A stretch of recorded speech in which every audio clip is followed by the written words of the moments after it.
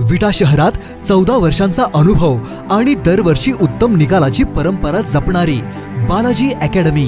इथे 11वी-12वी सायन्स बरोबरच जेईई, नीट, सीईटी आणि एनडीए परीक्षांसाठी खास मार्गदर्शन दिलं जातं।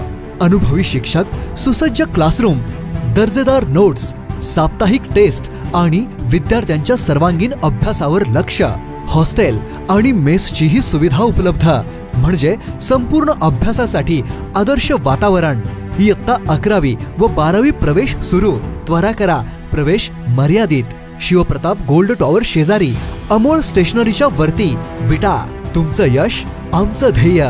बालाजी अकॅडमी विटा, आजच प्रवेश घ्या। निफाड येथे शालेय पोषण आहार कामगारांचा मेळावा नाशिक जिल्हा शालेय पोषण आहार कामगार संघटना सेटूच्या जिल्हा सरचिटणीस कल्पनाताई शिंदे यांच्या अध्यक्षतेखाली घेण्यात आला। या मेळाव्याचा प्रास्ताविक कॉम्रेड सुदाम पावडे यांनी केला।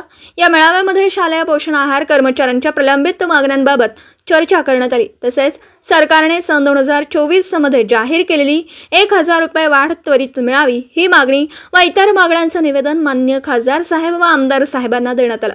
तसेच कामगार कर्मचारी संघटना संयुक्त कृती समितीने 9 जुलै 2025 रोजी पुकारलेल्या देशव्यापी संपामध्ये मोठ्या संख्येने शालेय पोषण आहार कर्मचारी सहभागी होणार असल्याचा निर्णय घेण्यात आला। मेळाव्यास व शालेय पोषण आहार कर्मचाऱ्यांचे प्रलंबित प्रश्नांवर सेटूचे जिल्हा सरचिटणीस कॉम्रेड देविदास आडोळे यांनी महत्त्वाचं मार्गदर्शन केलं। तसेच शालेय पोषण आहार कर्मचाऱ्यांनी एकजुटीने राहून न्याय मिळवून घेण्याचं आवाहन नाशिक जिल्हा अंगणवाडीच्या जिल्हाध्यक्ष कॉम्रेड सुलक्षणा ठोंबरे यांनी केलं।